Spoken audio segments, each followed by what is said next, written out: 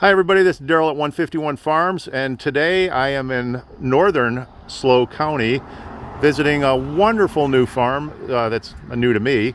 Krista Koenig and I have decided to come up here and talk about the permitting process on this particular project. So I'd like to introduce you to Claire and Krista, and I'm going to come on in and shoot some video and introduce you to what they've been dealing with on the permit process. Hi ladies, how are you? Just wonderful. Beautiful Sunday. Excellent. So, hi Claire, thanks for having us. Can you tell us a little bit about this project, your property, and how long you've had it? We've been here almost 40 years. Okay. And we submitted an application back in 2018. We started in 2016 when the county asked for us to come forward as growers in the county to see how many would be growing here and how many permits they might need should they decide to allow cannabis here. Okay. And we were one of the, And what's your experience with cannabis? I know this little kiosk advertises CBDs. right. So you have had a long and storied past with cannabis? My son has. He's been growing for 10, 15 years. And your son's name is? Elias Dugramagis. Okay, Elias? Yes. Okay, let's bring him over. He's on speaker. Elias, how you doing? This is Daryl. Hey, Daryl. Good. How are you? Good. I hope this video and this audio comes together nicely for you, but I understand you're the son here? Applicants as well. And an applicant on the application.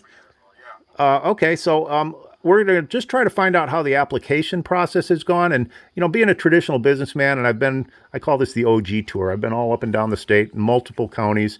And what I'm hearing across the board is that there's a lot of biased application processing issues that are delaying the approval of these licenses. And cannabis under Prop 64 should be treated as a agricultural product that we can get licensed for and grow under the conditions that set forth in our applications, right? Pretty straightforward. That's not been the case entirely. So I'm going to ask your mom, and if then your version as well. When did you actually apply for this? What year? We applied in 2018. Okay. The ordinance came out at the end of 2017. And they started accepting applications like January 1, 2 of 2018. So forgive me, I found out through Krista that you had to originally raise your hand and say that you had been growing cannabis. Is that the case?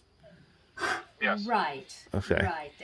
They allowed the 141 cooperative or collective growers to have what they called the golden ticket to be able to apply first before they opened it up to the rest of the.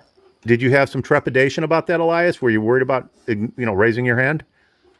Of course, yeah. And I feel like all the apprehension I had just kind of Justified.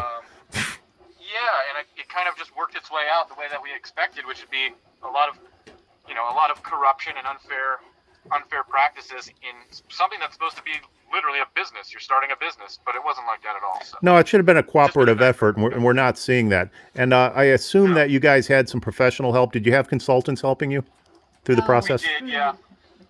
Can you tell us a little bit about that? I mean, what led you to that consultant? Do you feel that they helped or hurt your process? Boy.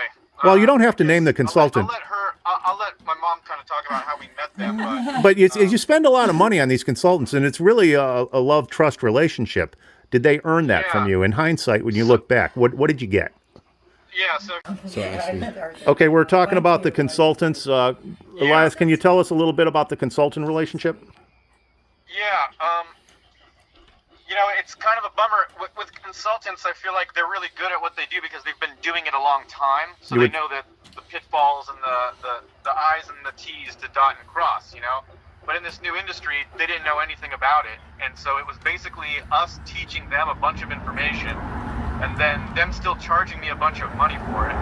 And then also almost like a collusionary effort between them and the county or them and certain people at the county where it's like for so many of these other projects like wineries and other things go through so fast and with no issue, why are we the ones getting stopped up around every turn or like insignificant stuff? And then we're getting charged not only by the county but by consultants and then there's time limits too, because once you get started in this process, you're given time limits, right? Based on a 5-year use permit that kicks in from the minute you're approved. So the minute they grant you your approval. So you're a few months ahead of me. So I'm 9 months into my 5 years, and I don't even know what kind of offense I'm putting where. Right. So that being said, we only have 5 years to operate.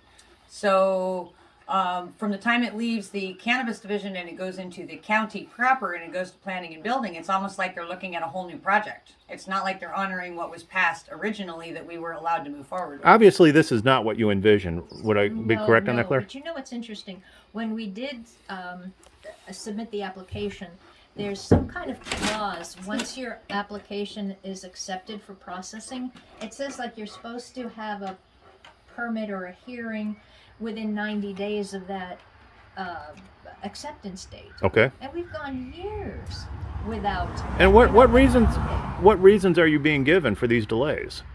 From your consultant, for example. You know, the consultant's nothing more than a middleman, so she repeats what the county says, and then we tell her, and then she tells the county, and then the county has 30 days to respond. and then Ultimately, it's that- up to you then, more than the consultant, to provide whatever is necessary to get approved. I realized that we had to take it away from the consultant and just kind of full court press straight Okay. with the county. Take full control. But we couldn't do it on our own. We had to go to our supervisor. Oh my To goodness. have our supervisor press the county because the county doesn't have a clue. Even 2 years into it, when we got our land use permit, they said our growing season was October to May.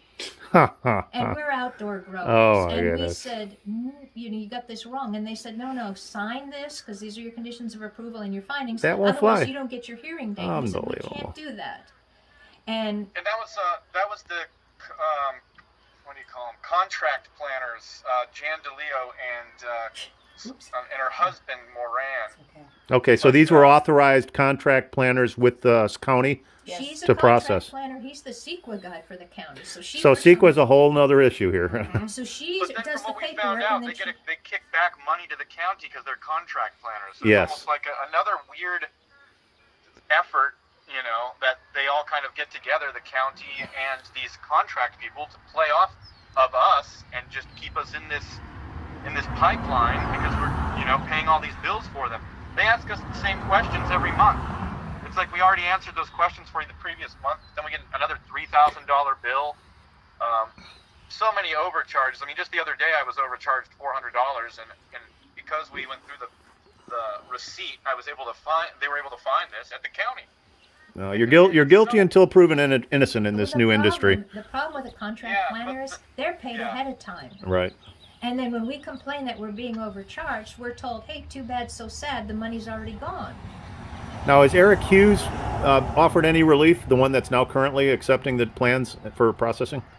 Eric Hughes, he oversees everything. He's above the contract Oh, planners. I see. I wasn't aware of that. Okay. So then he kind of tries to go through each and every project. That's what they He's reviewing task each him. one as it's kicked back. As I understand it, SLO County hired SWCA and RENCON as their two consultants to do our CEQAs and prepare our environmental reviews. Okay. And that would be the capacity that Eric was brought into, was to review every one of them as they came back and went through that process. But then when we asked for SWCA, we were told we couldn't. It was a conflict of interest.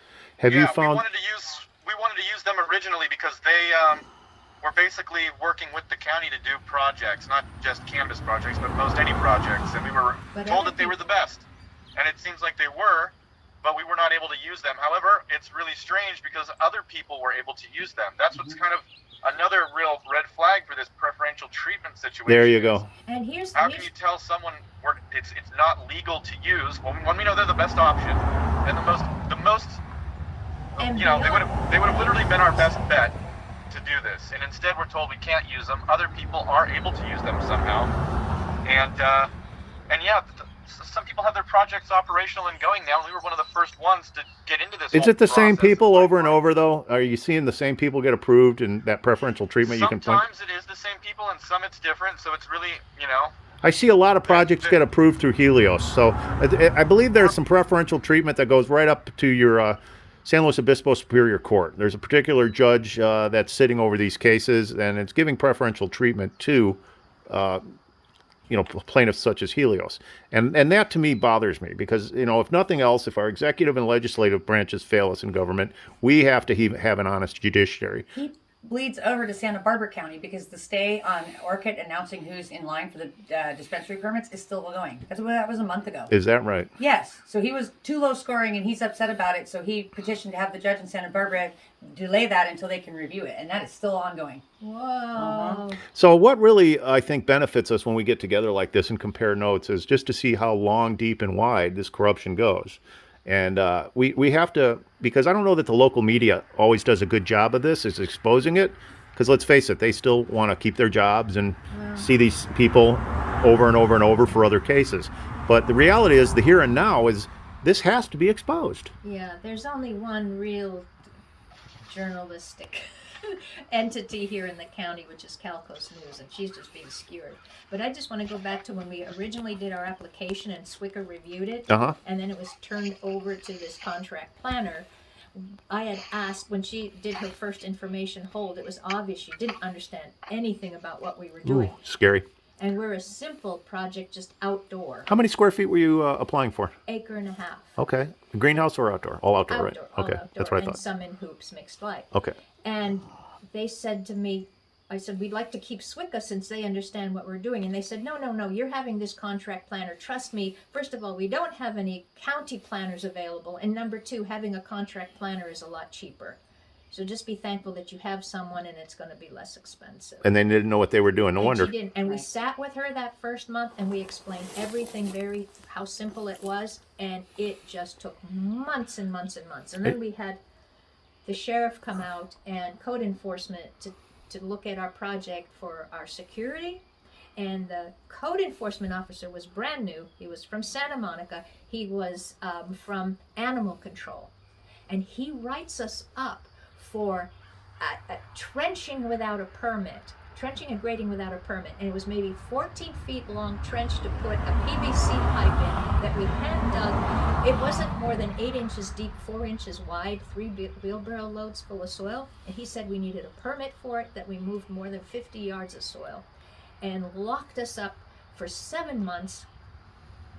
Stop work order. To delay the process. And we said, you know what? This is wrong. Yeah.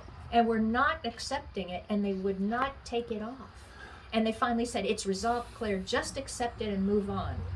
And because of that, what he did, our project got appealed. How do your neighbors feel about this? Our neighbors love us. We've been here forever. They've been here forever. They don't mind. It's very small. It fits in with the neighborhood. Nobody even knew we were growing until we started this permit process. Looking back on it, are you glad you started this? Do you see any end date to this? Elias, you have to answer. I would never do it again. I also want to add that the state is also seen somehow in cahoots in all this. There's definitely a line that just draws through the center and will show the connection between all this.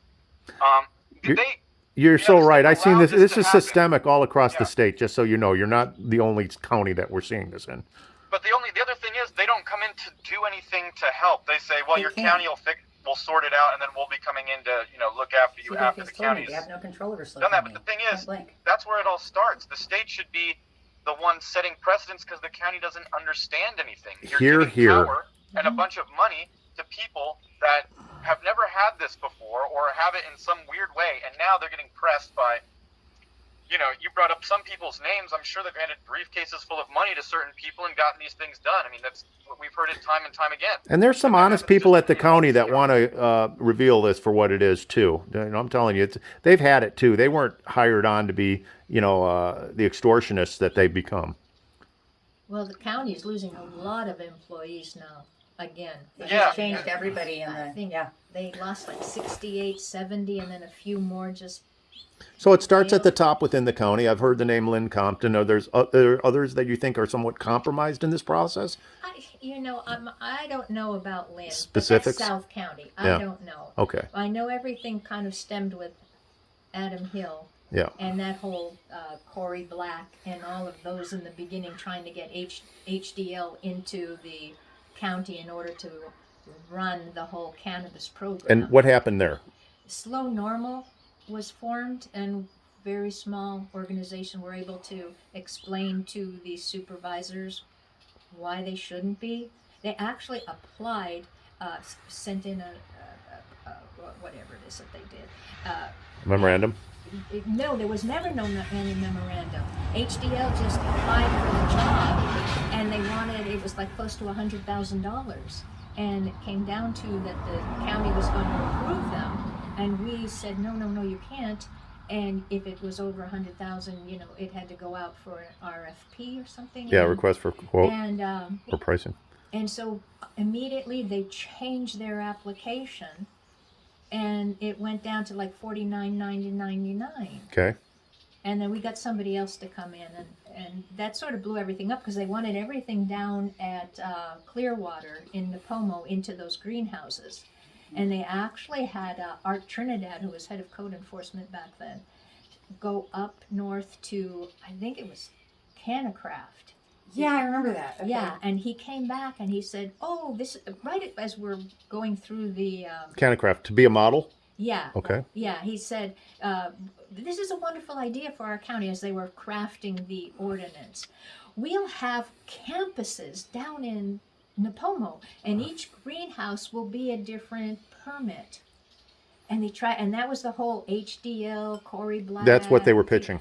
That, and when Art Trinidad, who was supposed to be, God, don't bleep his name out, when he was supposed to be neutral to this, came and did that whole thing. And now if you look at Bay Springs website, he calls the same thing campuses. Okay, yeah, I've noticed that. So at the end of the day, when this becomes some sort of class action, which is what I see it evolving into, you really have to, in discovery, turn up this information and see what got you here. And if it's lobbyist groups like HDL, and they were, you know, basically able to seduce the county into doing that, and now you have these delays, this is actionable. Want to hear something terrifying? Yes, I do. I was showing Daryl last Friday one of Karen's articles about Chris Matthews. That's Karen Veely? Corey Black. Yes. Calcoast? Okay. And in the picture is Corey sitting in a chair looking all schmug, right?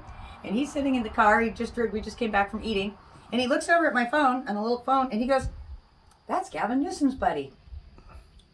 Oh, geez. Yeah. So what we see at the state level, and you know, you brought it up a second ago, And that HDL. yeah, HDL. This is actually designed to sort of be hands off at the state level to allow the counties to extract their own patchwork quilt of legislation and regulations, and the pay to play, who you know and how much you have to spend, and the connections will be part and parcel of how fast those applications are approved. Yeah.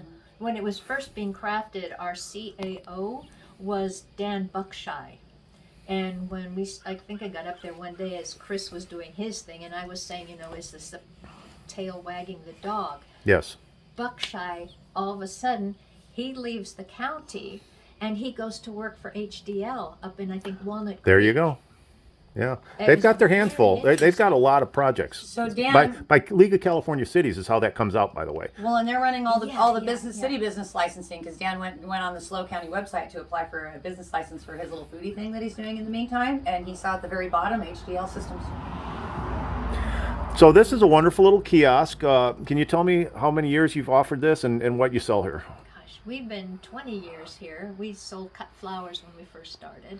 And now we're flowers. We have CBD products from the hemp, our own hemp. Mm-hmm. And, you know, walnuts from our trees, It's vegetables. just in the gorgeous. It's so season. cute, and you know, I imagine you have a steady and reliable. Yeah, we did until COVID. Okay.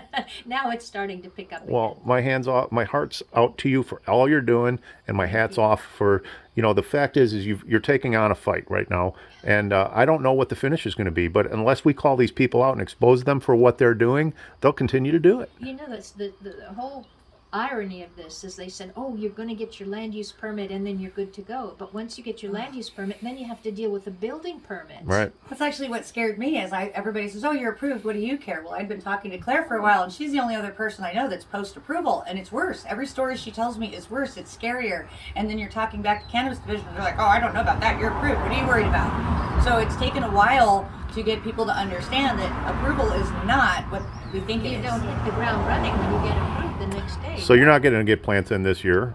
We have to. We did It's survival. last year, Mhm. and that was because there was something called an abeyance for people that were growing in 2019.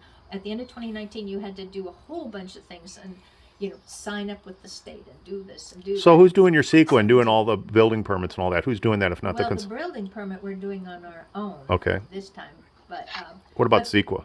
the CEQA, we were CEQA exempt because we stayed on the property, we didn't move, and we just increased by a marginal amount.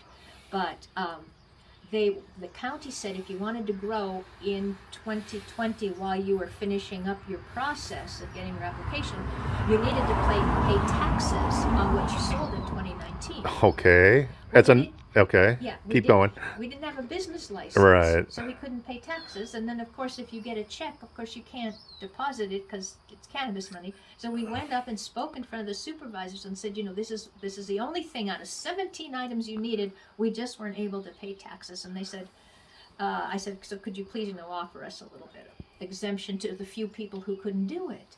And they said no, because the sheriff, they blamed it on the sheriff that if you paid taxes, then you were a good business person. But you don't have a business license. That's right. Now we realize that, but the only couple of people who were able to pay was Dayspring.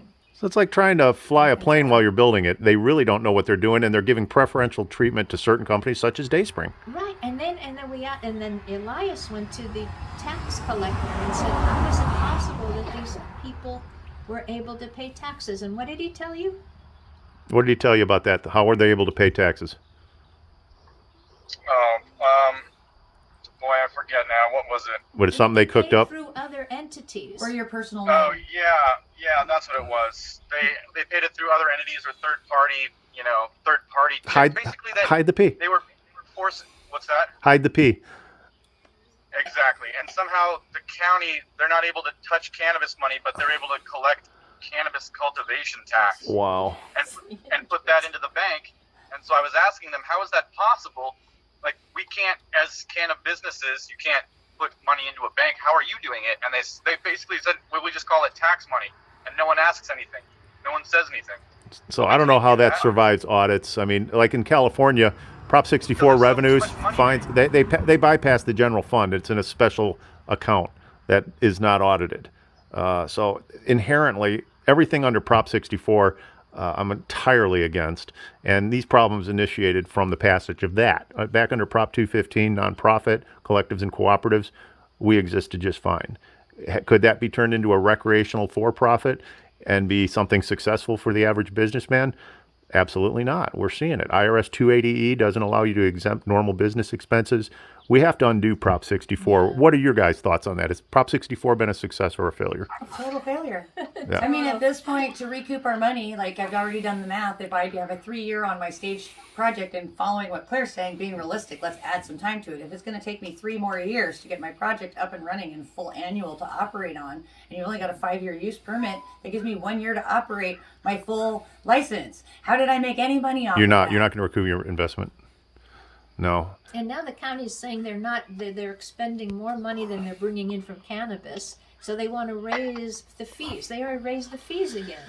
And multiple applications for the same property, especially in retail. There's a case with Mr. Sismic, for example, who's suing Helios, and he's got the same judge, Coates. So all of these things represent an issue to me. There's elder abuse there and some 17 million he went through. And I know this is retail, but it's still retail cannabis. So if these things are going to be litigated, as a cultivator, I'm more worried about water rights and CEQA. So you're exempt.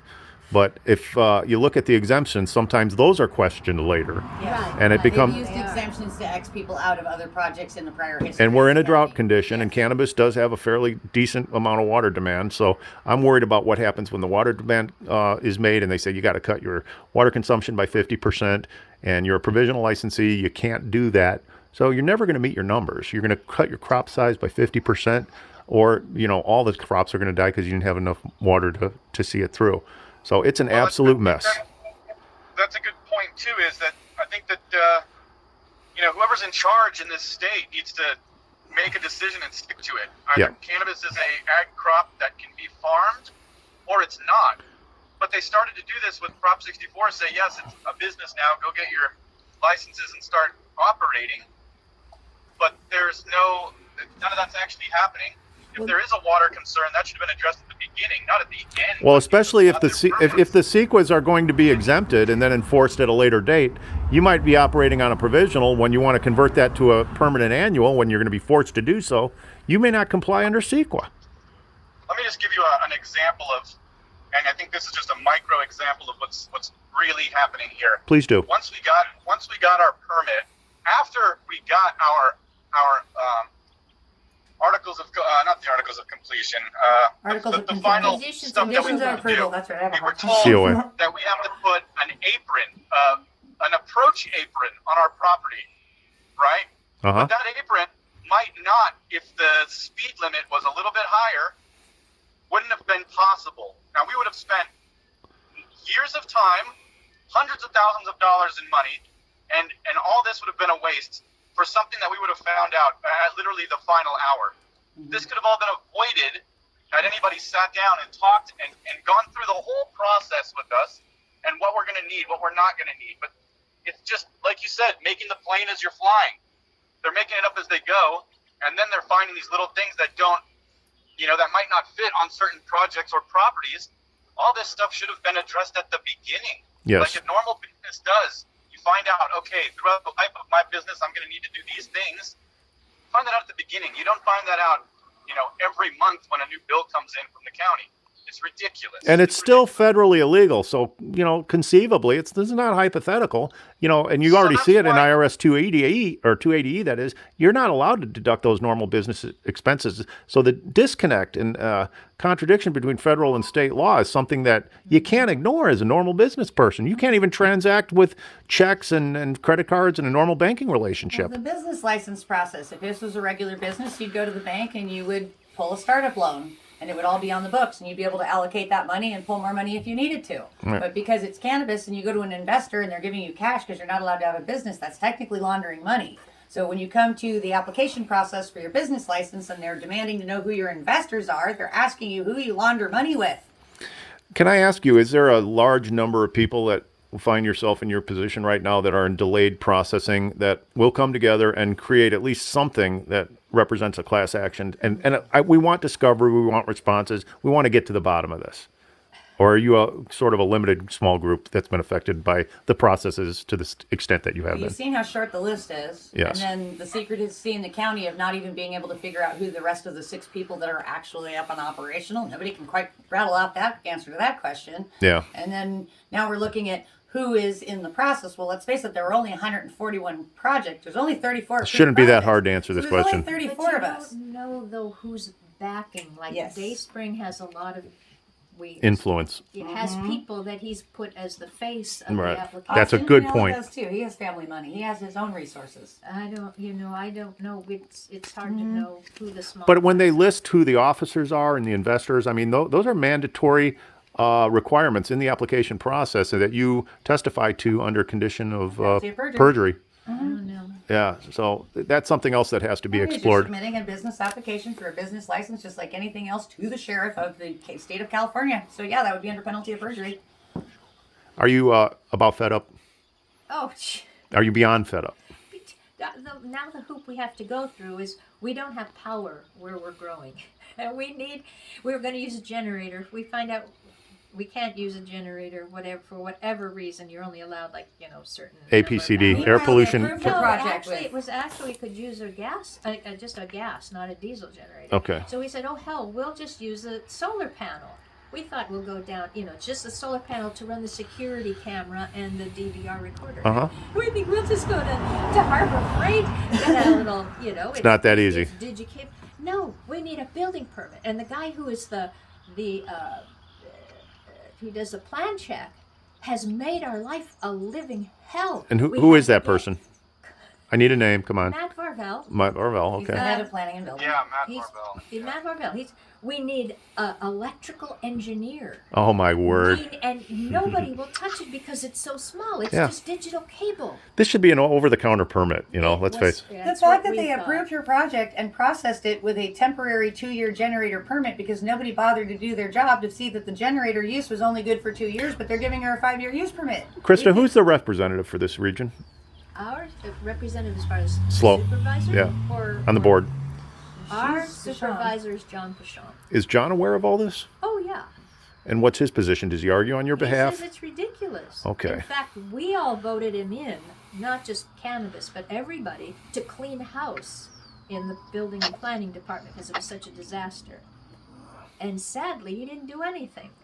So either the corruption and the web and the network is so bad Yes. that he couldn't do anything. Couldn't overcome it. Yeah. That we're all just kind of. Well, if Adam Hill's any indication, I mean, there's people will go to any length to get their ends here.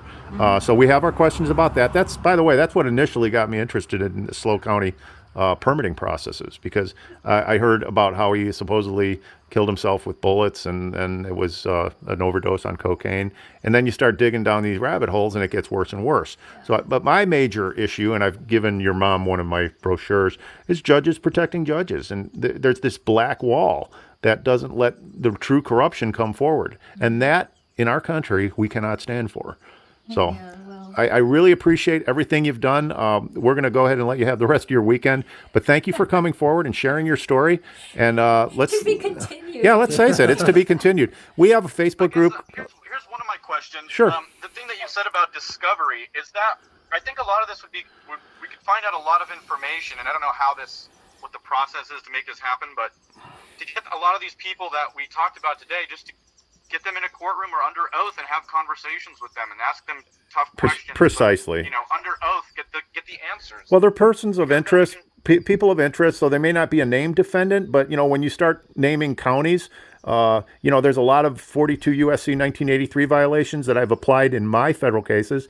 On my 4.5 years, I've gone through 12 different judges. They recuse themselves because as a pro se litigant, I can't get an attorney to represent me. When you start suing judges and counties, it's very rare that attorneys who have careers to think about will agree to represent you and do so with the passion and empathy and intellect that it takes to do this. So if you don't do it yourself, you're not going to get heard. When you want it done right, you got to do it yourself. And that's not a very positive thing, because it's like a doctor who would treat himself. He's got an idiot for a patient. But as a pro se litigant, I had no choice. Mm-hmm. And I'm in form of pauperous, which means I'm broke. I'm doing this with nothing, asking for court-appointed counsel. They don't give it to you. So I can tell you this. In federal court, at least, there's a shift in attitude. They're fed up with what they're seeing at the state court levels to violate our federal or constitutional rights. And once you start exposing this with enough people, it's non-discretionary. They have to hear these 1983 complaints. They have to hear Sherman Act and Clayton Act antitrust, anti-monopolization, court-related issues. So if you frame this properly and you get it in front of them and you get even one win, the attorneys will line up because they'll realize that the dominoes are already falling. And SLO County, I think the dominoes are falling. And the one thing you can say about the federal courts is that, whatever else you can say about them, they hold themselves to a certain higher level of professionalism than, say, state. Well, they have fewer cases and they have more clerks. So if you can always blame the state courts on they're just overworked, underpaid, they can't get enough help, fair enough. But in the cases of that we're seeing with Krista, she's got a $10+ million judgment against her and 4 other co-defendants, and they weren't even properly served. They have another hearing on June 2nd to see if that can be reversed by an attorney that they can't completely trust. Based on the way that they filed for receivership of Honest Farm on like a month later. Yeah. The attorney's already trying to prepare us for that. He's so confident in getting it thrown out. And then they want you to go through the appellate process at the state level, and ultimately you could go to the state Supreme Court. And I've done all that, and it's just a cookie cutter approach to denial. So, and you'll go through $250,000 plus just as fast as you would, driving through an ARCO. It's money that is gone and it cannot be recovered. So it is not the wise decision that people think it is, that this cannabis industry is, so bucks rich. There's a lot of reasons to look at this 4+ years later and wish you hadn't, right? Am I right? Yeah, absolutely. Yeah. Well, let's leave it at that and know that this is an ongoing story. And thank you very much for sharing your weekend with us. And let's hope that we get what we need as we need it. And it's going to take a little bit of work, but we're going to come together and do it. Awesome. Thank Thanks so much. you, everybody. Great stuff. Okay. All right, bye-bye.